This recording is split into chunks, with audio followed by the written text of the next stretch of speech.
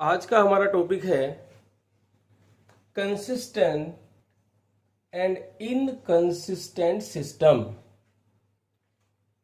जो हमने linear equation को मैट्रिक्स मेथड से हमने सोल्व किया था, उसमें कंसिस्टेंट और इनकंसिस्टेंट सिस्टम क्या होता है। तो सबसे पहले हम बात करते हैं कंसिस्टेंट सिस्टम की।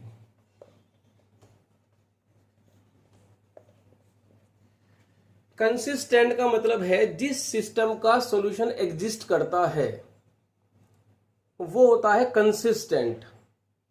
अब आपने 10th क्लास में भी पढ़ा होगा, linear equation has unique solution, infinite solution और नो सॉल्यूशन। तो जो यूनिक सॉल्यूशन और इनफाइनाइट सॉल्यूशन थे उसे हम क्या बोलते हैं? कंसिस्टेंट। मींस यूनिक और इनफाइनाइट सॉल्यूशन अगर है, मतलब सॉल्यूशन तो है, चाहे यूनिक हो चाहे इनफाइनाइट हो।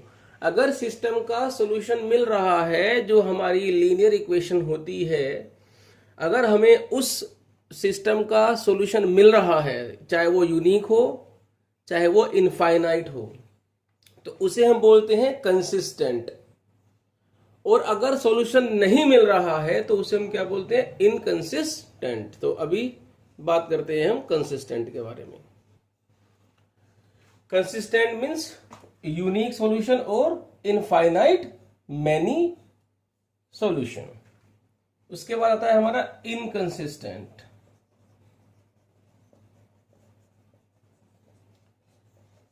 इसमें सिर्फ एक ही केस होता है, नो सॉल्यूशन। अगर सिस्टम का कोई भी सॉल्यूशन एग्जिस्ट नहीं करता है तो हम उसे बोलते हैं इनकंसिस्टेंट। तो अभी हमें एक सिस्टम दिया जाएगा, हमें पता करना है उसको कि वो कंसिस्टेंट है या इनकंसिस्टेंट है। तो उसके कुछ मैथमेटिकल टेक्निक्स हैं, कुछ स्टेप्स हैं, अब मैं उनको देखते हैं अब जरा। और हमारे सिलेबस के अकॉर्डिंग, जो हमारे सिलेबस में मेंशन है उसके अकॉर्डिंग हमारे यहाँ पर सिर्फ यूनिक सॉल्यूशन ही निकालना है। इससे जो पहली वीडियोस थी उसमें हमने देखा था किस तरह से हम एक्स वाई जेड की वैल्यू फाइंड आउट करते थे, वो यूनिक सॉल्यूशन होता है और हमारे सिलेबस के अकॉर्डिंग यूनिक सॉल्यूशन ही है। बाकी चेक कर सकते हैं हम कि सिस्टम का कौन सा सॉल्यूशन एग्जिस्ट करेगा। तो हम क्वेश्चन के थ्रू देखते हैं। किसी भी सिस्टम को अगर हमें चेक करना है वो कंसिस्टेंट है या नहीं है, तो उसके 3 केस हैं जो बोर्ड पे लिखे हैं। नंबर 1, सबसे पहले हम सिस्टम को मैट्रिक्स फॉर्म में लिखेंगे। मैट्रिक्स फॉर्म में लिखने के बाद जो हमारी मैट्रिक्स ए बनती है, हम उसका डिटर्मिनेंट निकालेंगे। If determinant A not equal to 0, तो then system has unique solution, system is consistent.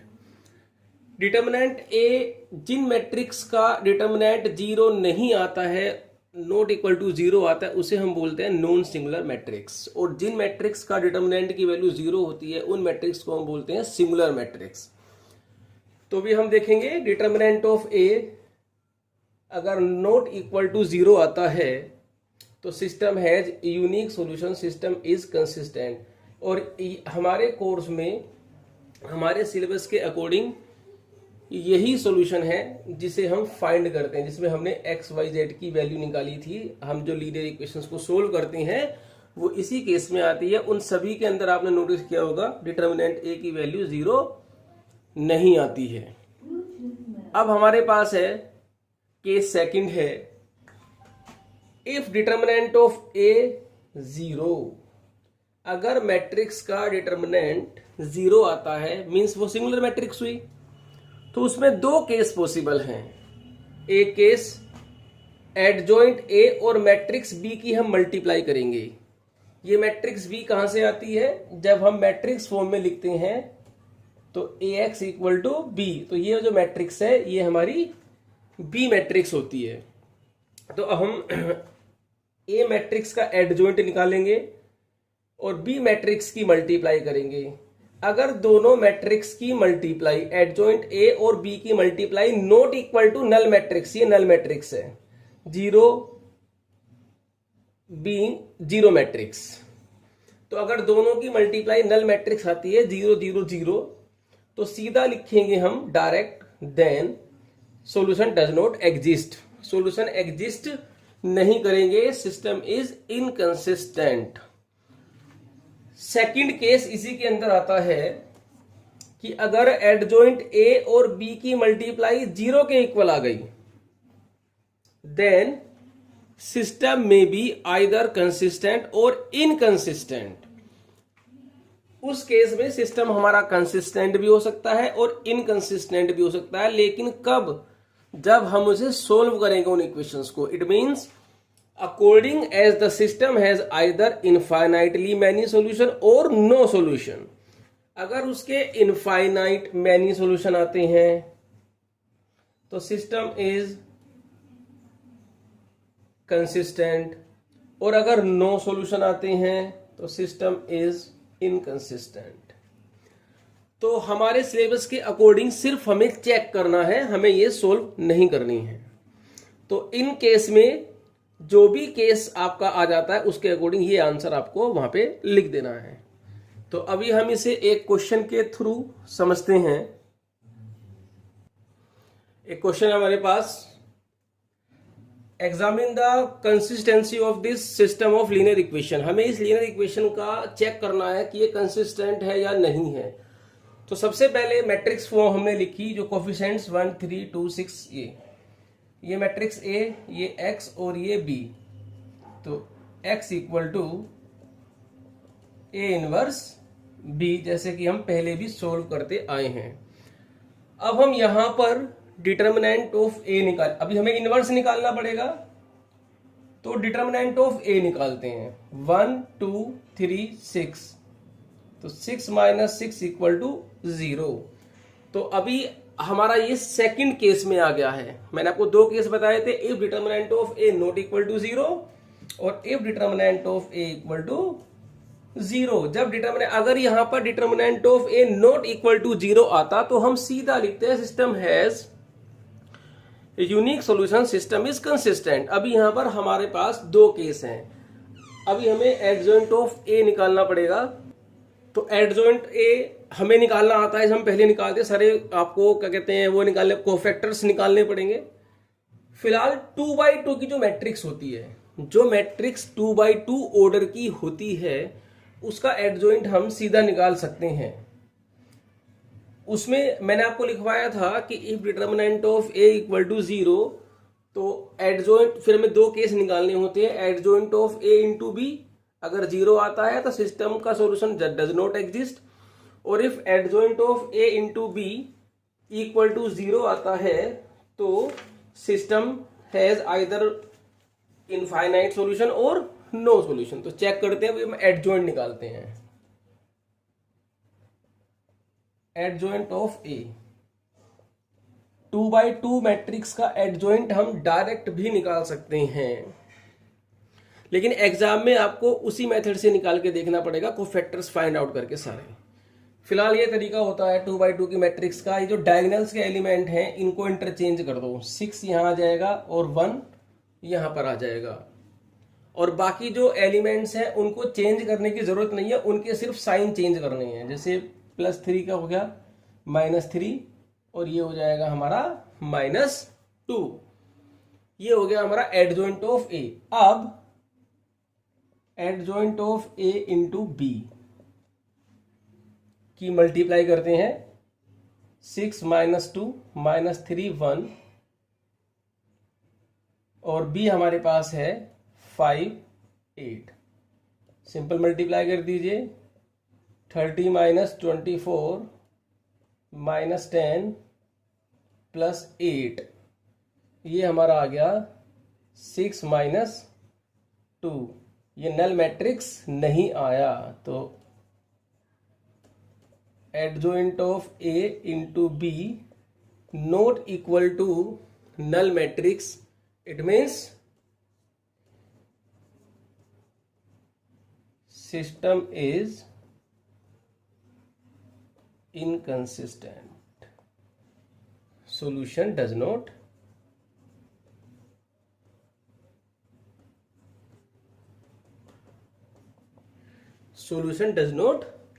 exist।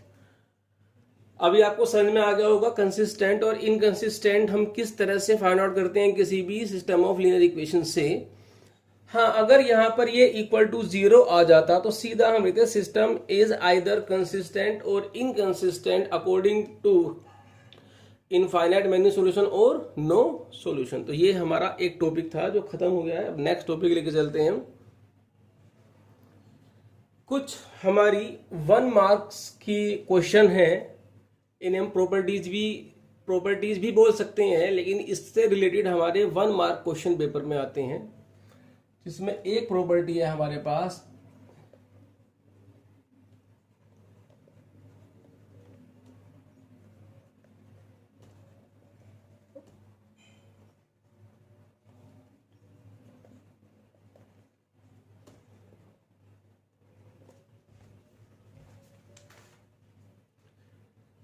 हमारे पास एक मैट्रिक्स है, स्क्वायर मैट्रिक्स है ऑर्डर n बाई n की।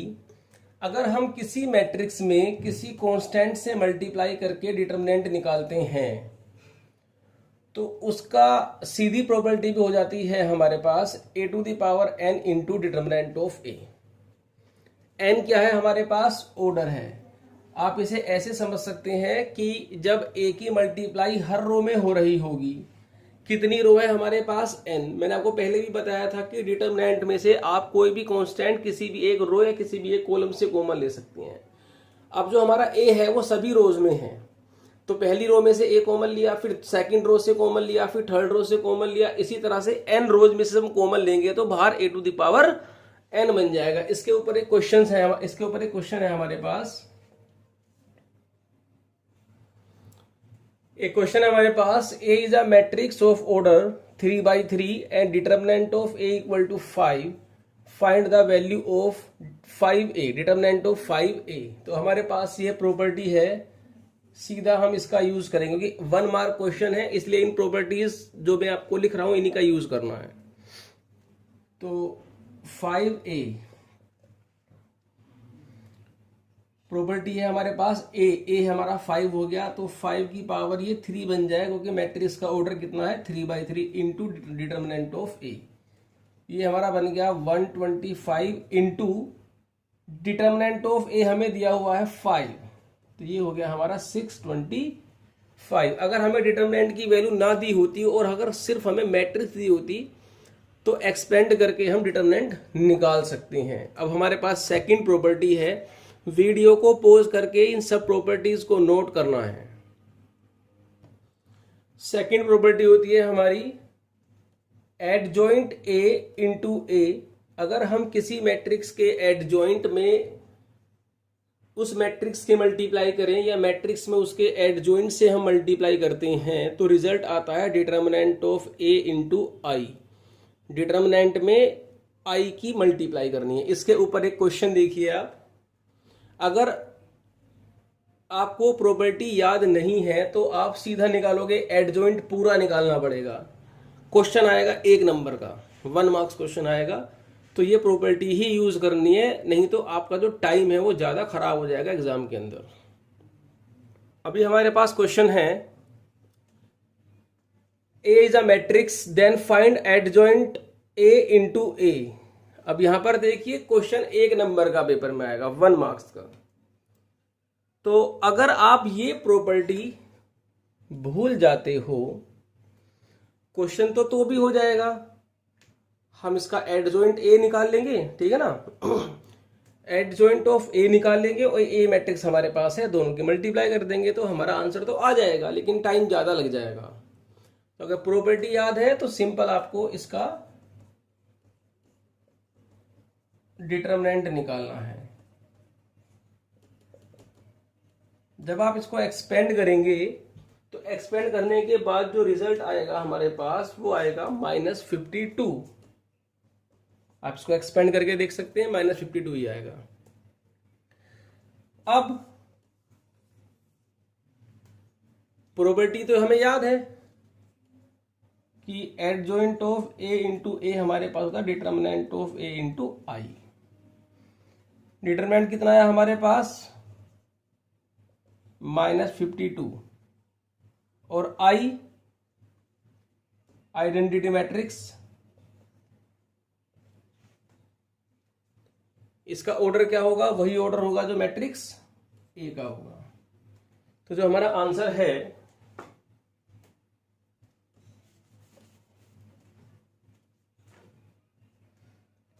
वो आ गया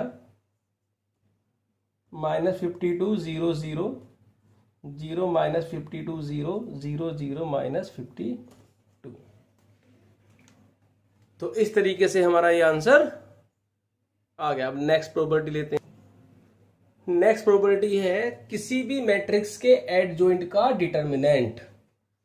किसी भी मैट्रिक्स के एडजॉइंट का अगर आपको डिटर्मिनेंट निकालना है तो वो उस मैट्रिक्स के डिटर्मिनेंट की n-1 पावर के इक्वल होता है, वेयर n क्या है हमारे पास, A is a matrix of order n। तो इसके ऊपर हम एक क्वेश्चन लेके चलते हैं। एक क्वेश्चन देखिए,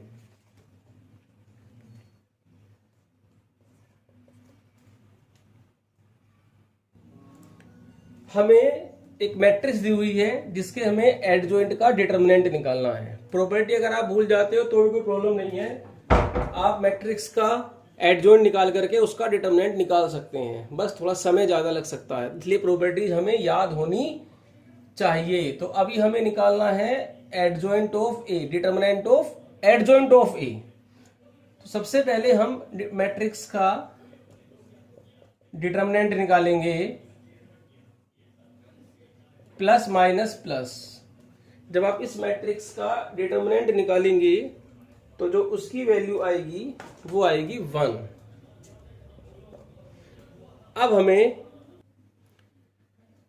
अब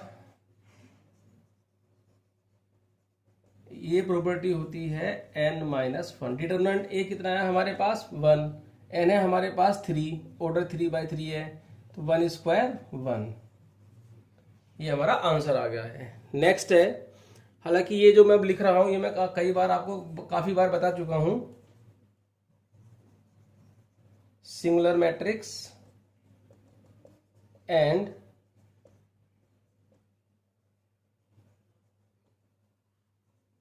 नॉन सिंगुलर मैट्रिक्स। तो सिंगुलर मैट्रिक्स जिसे कहते हैं हम A be uh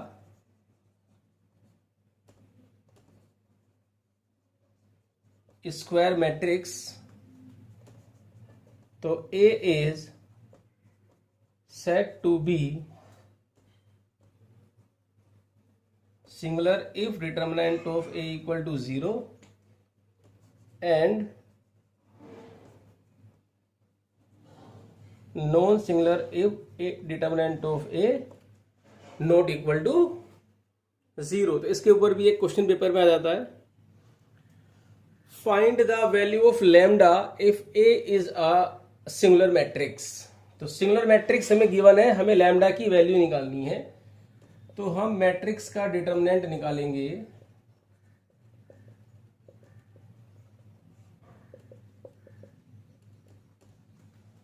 one 0 plus lambda -2 6 minus lambda -1 -3 -0। ये आ गया हमारा lambda -12 plus 2 lambda plus 3 lambda -9। Since A is